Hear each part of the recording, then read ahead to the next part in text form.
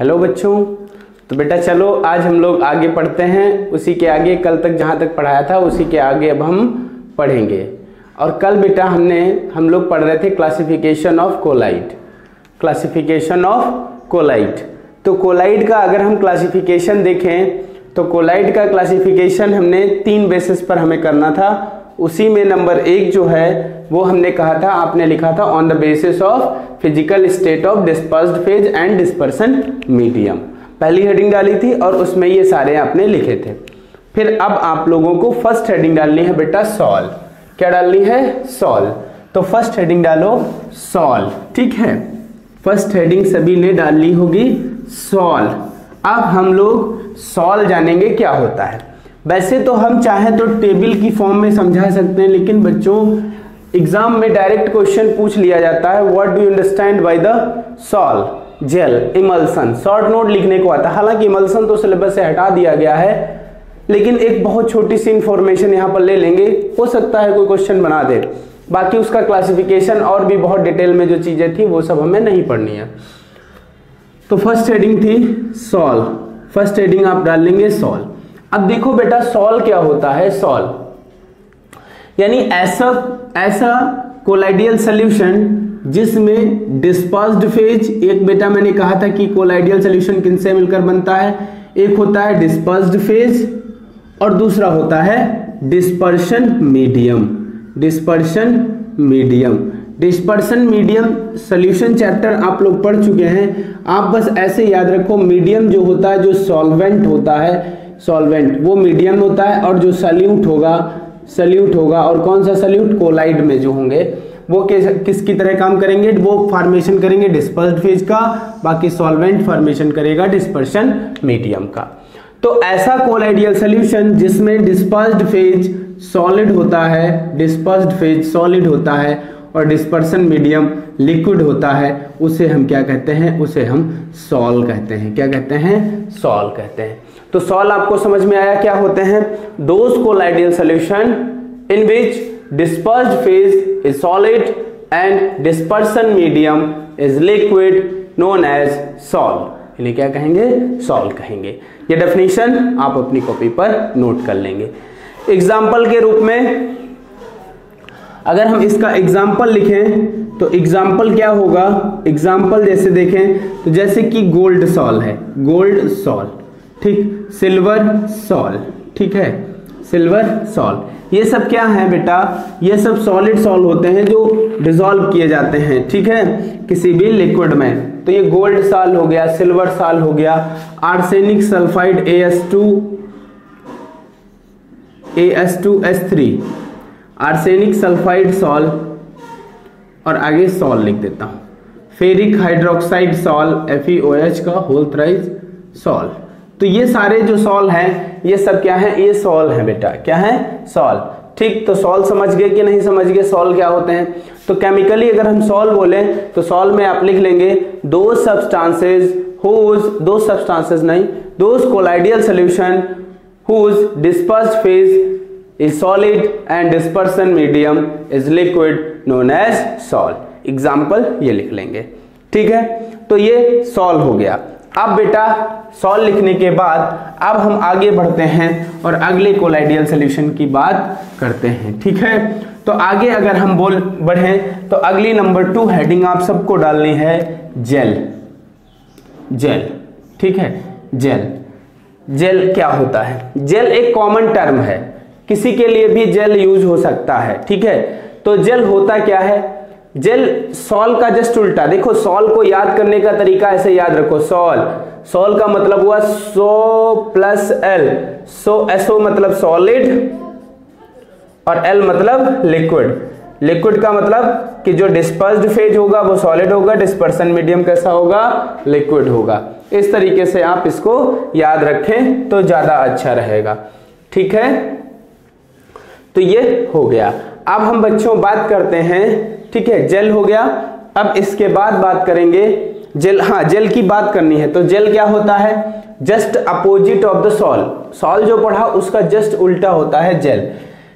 जैसे कि जेल में ये होता है कि जो डिस्पर्स्ड फेज होता है, डिस्पर्स्ड फेज बेटा लिक्विड होता है और डिस्पर्शन मीडियम जो है वो कैसा होता है, वो सॉलिड होता है। जब ऐसी कंडीशन होगी तो इसको हम क्या बोलेंगे, जेल बोलेंगे। इसमें आप अपने आप डिफाइन कर सकते हो, जैसे आपने ऊपर डेफिनेशन लिखी है उसी प्रकार से आप इसको डिफाइन कर सकते हो। हमने क्या बताया कि जेल क्या होते हैं, जिनका डिस्पर्स्ड फेज लिक्विड होता है और डिस्पर्शन मीडियम सॉलिड होता है, उन्हें हम जेल बोलते हैं। मतलब अगर आपसे कहा जाए तो आप अपने आप आराम से डिफाइन कर लोगे द सब्सटेंसेस बार बार बोल रहा हूं, colloidal solution, those colloidal solution whose dispersed phase is liquid and dispersion medium solid known as gel, ऐसे करके लिख लेना है। एग्जाम्पल अगर बेटा मैं बात करूं तो एग्जाम्पल इसका अगर देखें तो एग्जाम्पल में जो चीज होता है, पनीर, ठीक है, चीज, और बटर भी इसी का एग्जाम्पल है। बटर, चीज हो गया, बटर हो गया, और अगर मैं बोलूं तो और इसका एग्जांपल जेली, जो जेली होती है, जेली जो यूज की जाती है, ठीक है, ये भी क्या है, एक प्रकार से क्या है, ये आपका जेल में आ जाएगा। क्या आ जाएगा, जेल में आ जाएगा, लिक्विड सॉलिड में होगा। ठीक है, तो ये आपको समझ में आ गया, इसमें कोई दिक्कत नहीं होगी। ठीक है, तो सॉल्व और जेल दोनों आप समझ चुके हैं। अब हम थर्ड की ओर बढ़ते हैं और नेक्स्ट हेडिंग बच्चों आप लोगों को डालनी है, नेक्स्ट हेडिंग बच्चों आपको डालनी है इमल्सन। इमल्सन, ठीक है, इमल्सन। तो बेटा इमल्सन हेडिंग डाल लीजिए फटाफट, इमल्सन। ठीक है, और इमल्सन क्या होता है ये भी हम लोग थोड़ा सा देख लेते हैं, इसके बारे में भी जान लेते हैं। ठीक उसी तरीके से हमें डिफाइन करना है, बस इनके फेज जान लो क्या किस स्टेट में होंगे।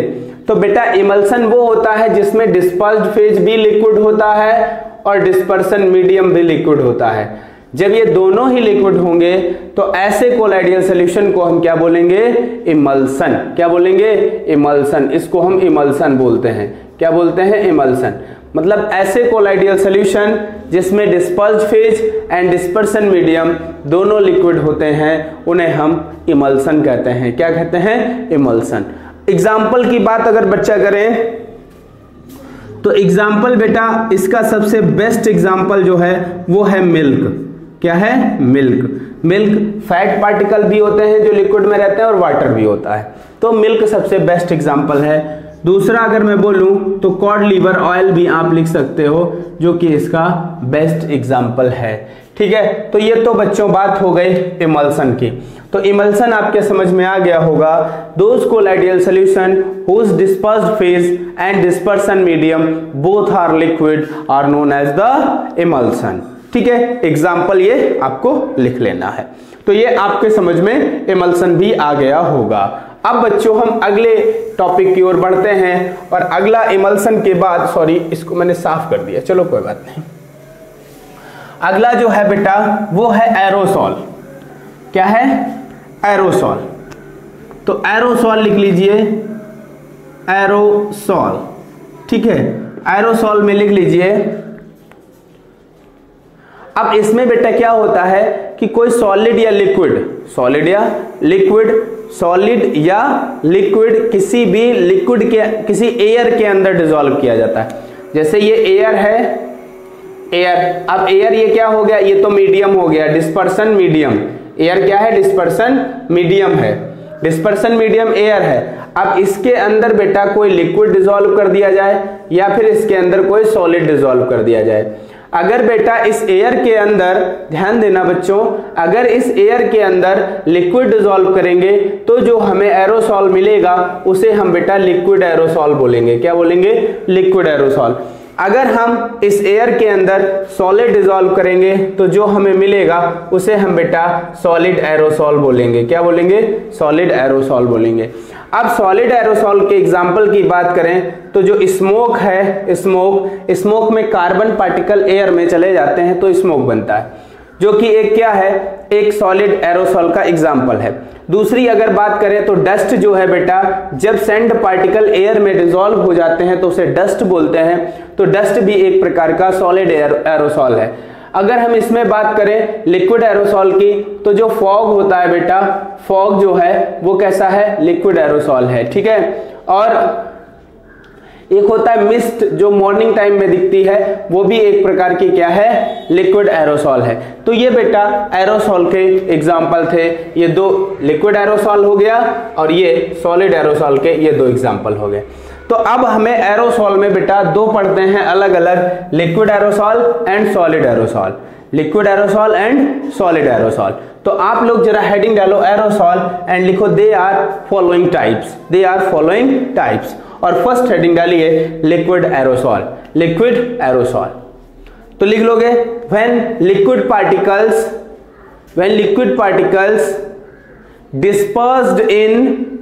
dispersed in air, when liquid particles dispersed in air, then liquid aerosol is obtained, then liquid aerosol is obtained. Example fog and mist, fog and mist। अगला देखें तो अगला लिखेंगे, हेडिंग डालेंगे सॉलिड एरोसॉल, और सॉलिड एरोसॉल में बच्चों लिखेंगे when solid particles dispersed in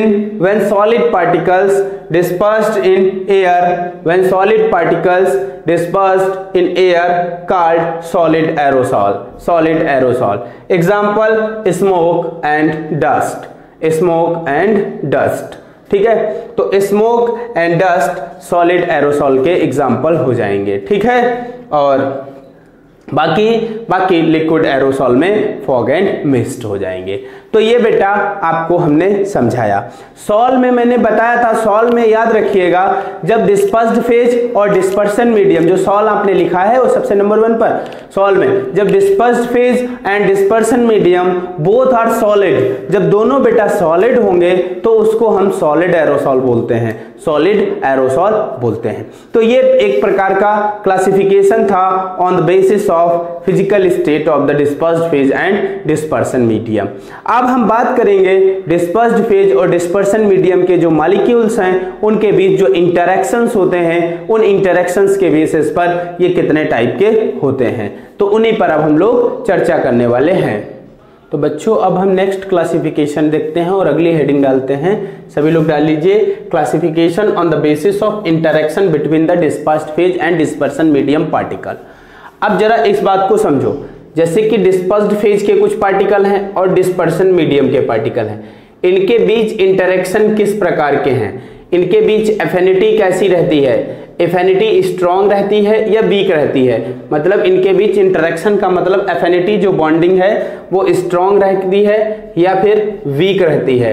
अगर मान लिए ये एक दूसरे को अट्रैक्ट करते हैं, एक दूसरे को क्या करते हैं, एक तो कारण है अट्रैक्ट कर सकते हैं, अब अट्रैक्ट या तो स्ट्रांगली कर सकते हैं या वीक कर सकते हैं, दूसरा एक दूसरे को रिपेल कर सकते हैं, एक दूसरे को क्या कर सकते हैं, रिपेल कर सकते हैं। तो रिपेल और स्ट्रॉन्ग यानी अट्रैक्ट, यही दो प्रकार से दो ही कंडीशन आएंगे।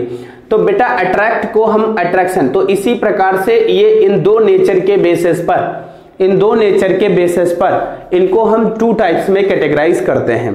कितने टाइप में कैटेगराइज करते हैं, 2 टाइप्स में कैटेगराइज करते हैं, ठीक है। On the basis of interaction between the dispersed phase and dispersion medium particle they are categorised into following 2 types. First is the लियोफिलिक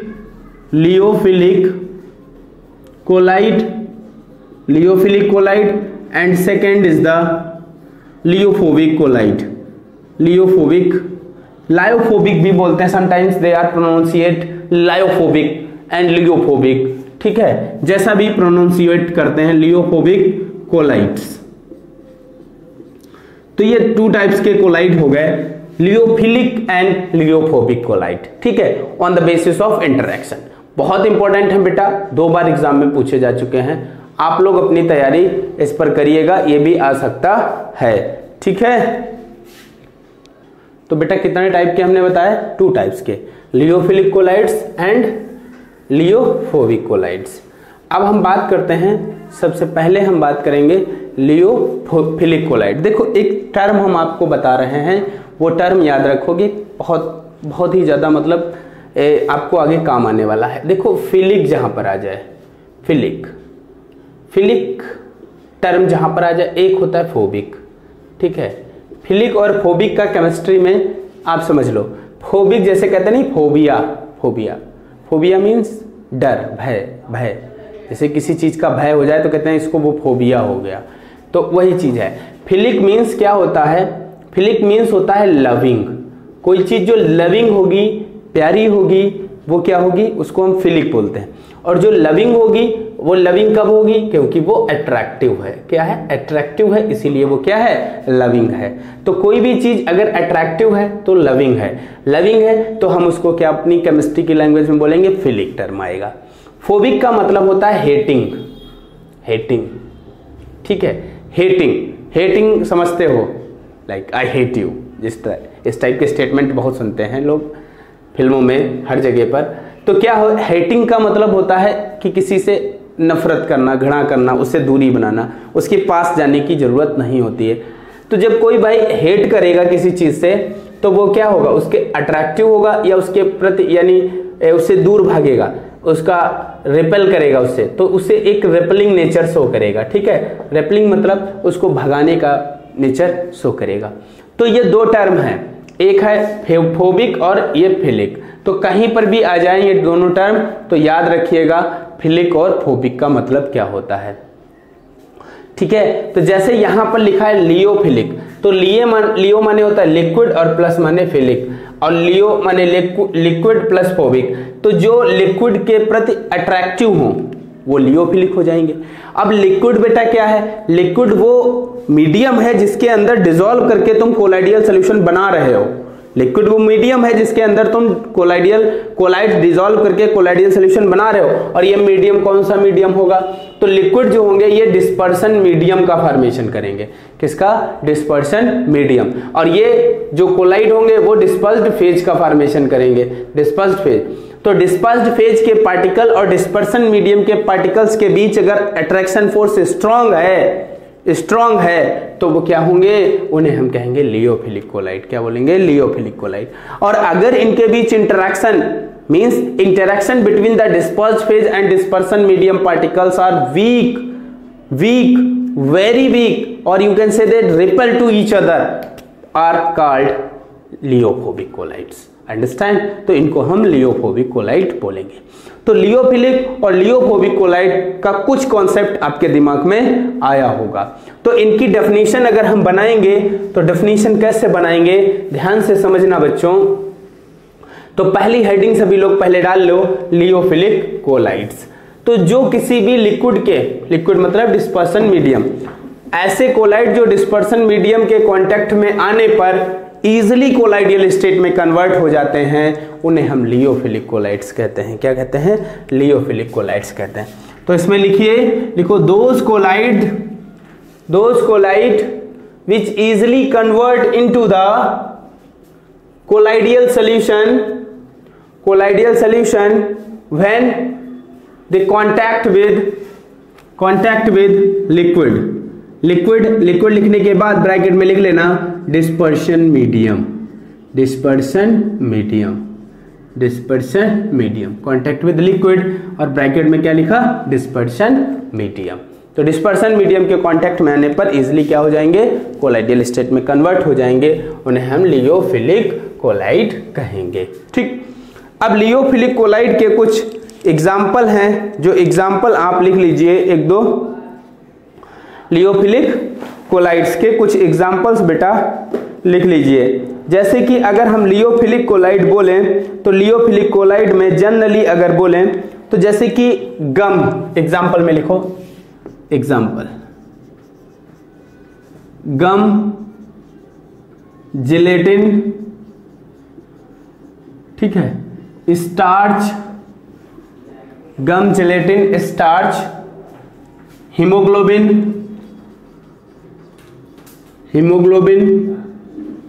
ठीक है, हीमोग्लोबिन ETC लिख देते हैं। ये सारे जो हैं ये क्या हैं? ये हैं लियोफिलिक कोलाइड्स। क्या है? लियोफिलिक कोलाइड्स हैं। तो समझ में आया लियोफिलिक कोलाइड क्या होते हैं। बात करेंगे अब हम इनकी कुछ प्रॉपर्टीज की। प्रॉपर्टीज, तो हेडिंग डाल लो बच्चों, प्रॉपर्टीज ऑफ लियोफिलिक कोलाइड्स। तो प्रॉपर्टीज हेडिंग डाल लीजिए और हम इनकी प्रॉपर्टीज के बारे में थोड़ा सा बात करेंगे। ठीक है, तो आगे प्रॉपर्टीज की बात करते हैं और इनकी प्रॉपर्टीज लिखते हैं। तो प्रॉपर्टीज में नंबर 1 लिखेंगे, दे आर वेरी स्टेबल। ये बहुत ही क्या होते हैं, स्टेबल कोलाइड होते हैं। ठीक है, ये स्टेबल कोलाइड होंगे। और स्टेबल इनको इसलिए कहते हैं क्योंकि इनका कोगुलेशन नहीं होता है। अब बेटा कोगुलेशन क्या होता है अभी हम आगे डिटेल में बात करेंगे। दे आर नॉट coagulated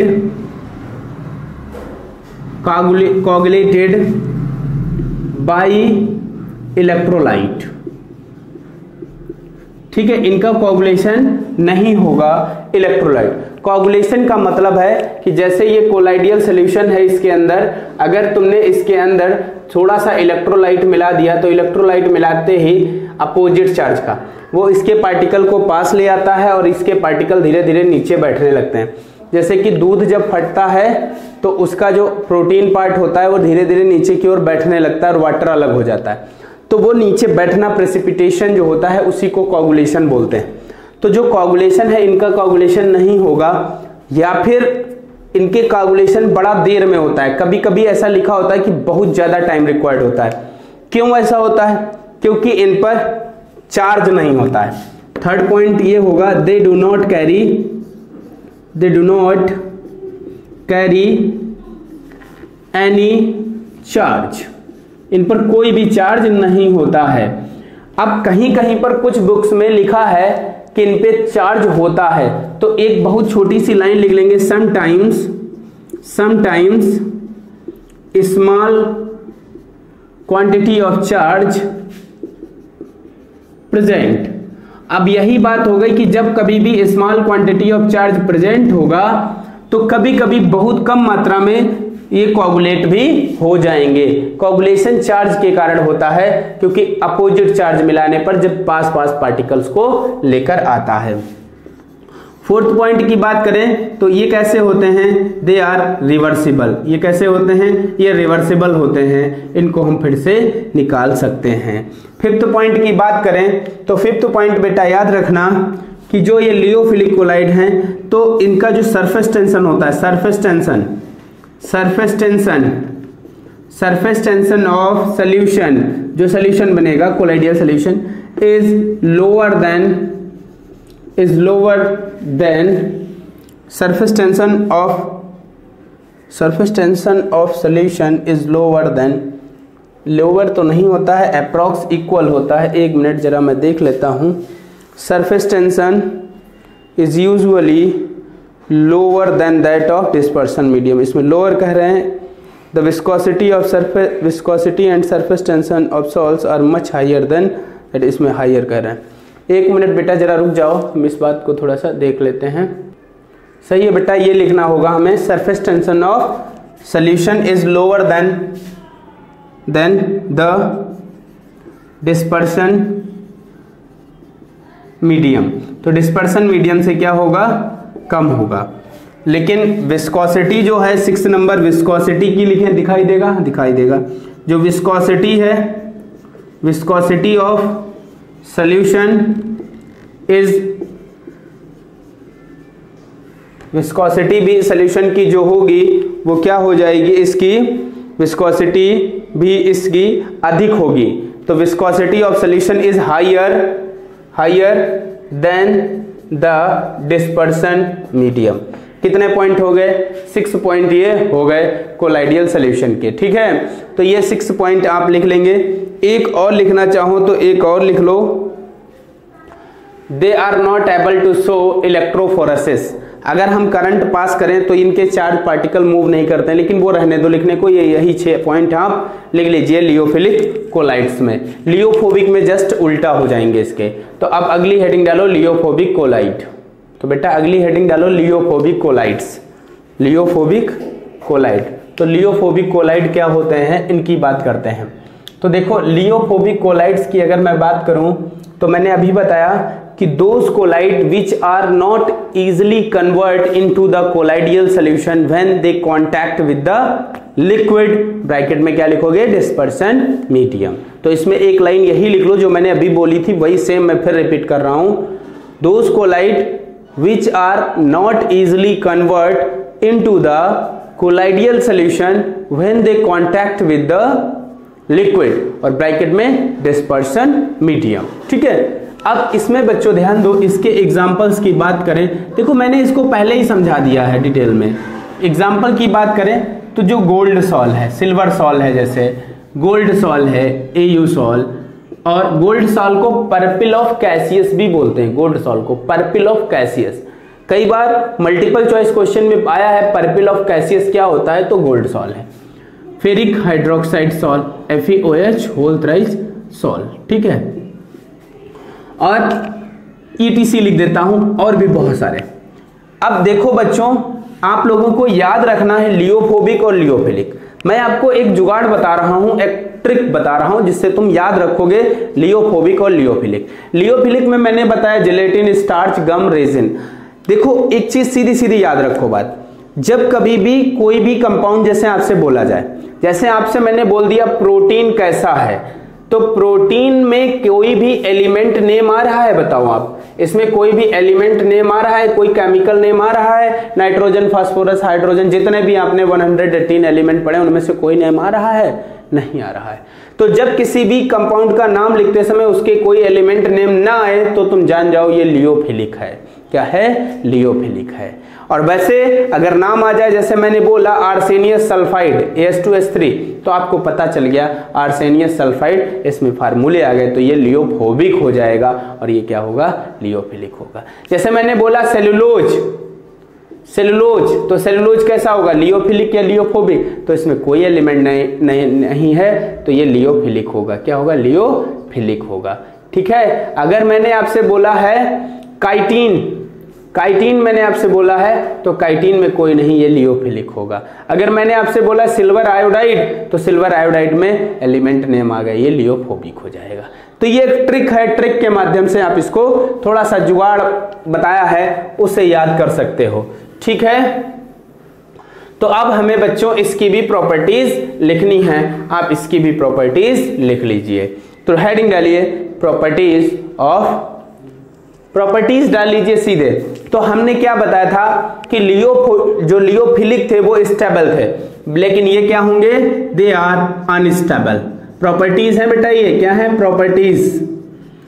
तो प्रॉपर्टीज में लिख लीजिए दे आर अनस्टेबल, ये अनस्टेबल हैं। अनस्टेबल क्यों होंगे, क्योंकि दे हैव, इनके पास होगा क्या, पॉजिटिव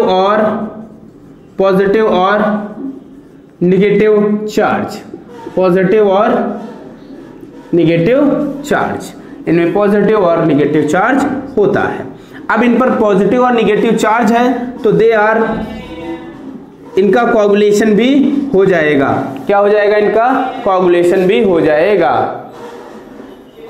तो अगला पॉइंट बेटा क्या लिखा, दे हैव पॉजिटिव और निगेटिव चार्ज। जब पॉजिटिव निगेटिव चार्ज है तो दे आर कोगुलेटेड, इनका कोगुलेशन हो जाएगा, कोगुलेटेड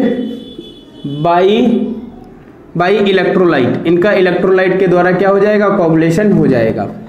और इनके जो पार्टिकल हैं दे शोज, क्या शो करेंगे, दे शोज इलेक्ट्रोफोरेसिस। बेटा ये जितने नए टर्म आ रहे हैं ये सब हम आपको पढ़ाएंगे, बस आप अभी यहां पर जान लीजिए। इलेक्ट्रोफोरेसिस वो होता है कि जैसे ये कोलाइडियल सॉल्यूशन आपने ले लिया, इनके पार्टिकल्स पर चार्ज है, आपने इसमें अपोजिट चार्ज की प्लेट लगा दी और प्लेट लगाकर इनमें करंट पास किया, तो इनके जो आयन है अपोजिट चार्ज इलेक्ट्रोड की ओर जो मूव करने लगते हैं, तो मूव करने के यानी इनके चार्ज्ड पार्टिकल का movement of the charged particle towards the opposite charge electrode are known as the electrophoresis. Movement of the cation towards cathode is known as cataphoresis and movement of the anion towards anode is known as the anaphoresis, and combining form of the cataphoresis and anaphoresis is known as the electrophoresis. So इसके बारे में हम आगे discuss करेंगे और detail में, अभी एक बस इंट्रो आपको दे दिया है। तो दिस वाज इलेक्ट्रोफोरेसिस। अगली बात करें तो ये बेटा थे वो वाले जो लियोफिलिक थे वो रिवर्सिबल थे, तो ये क्या होंगे, they are irreversible in nature, irreversible in nature. तो ये बेटा इरिवर्सिबल होते हैं। कैसे होते हैं? इरिवर्सिबल नेचर में होते हैं।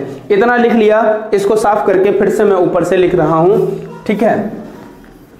तो ये इरिवर्सिबल होते हैं। और ये इरिवर्सिबल होते हैं। और दूसरी बात, अगर मैं बात करूं कि इनके जो surface tension, there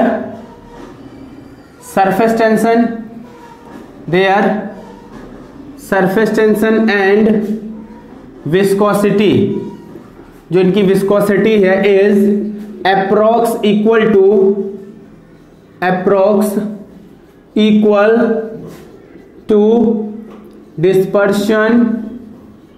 dispersion medium, approx equal to dispersion medium. तो इसकी जो विस्कोसिटी है और सरफेस टेंशन वो बिल्कुल लगभग इक्वल होते हैं। किसके? इक्वल होते हैं डिस्पर्शन मीडियम के। तो ये आपको समझ में आ गया होगा, ठीक। अब इतना लिखने के बाद अब आपको एक काम ये करना है, क्या करना है? आपको डिफरेंस लिखना है। क्या लिखना है? डिफरेंस। तो एक क्वेश्चन लिखो अपनी कॉपी पर, लिखिए write the difference between lyophilic and lyophobic colloids. Write the difference between lyophilic and lyophobic colloid. ये डिफरेंस लिखने के बाद आप लोग इसका फोटो खींचकर ग्रुप में सेंड कीजिएगा, ठीक। डिफरेंस लिखिएगा। तो आज हम लोग इतना ही रखते हैं और फिर हम लोग आगे मिलेंगे नेक्स्ट लेक्चर में। तो आज के लिए इतना ही। थैंक यू बच्चों, पढ़ते रहिए और घर पर ही रहिए, ज़्यादा इधर उधर मत घूमिए।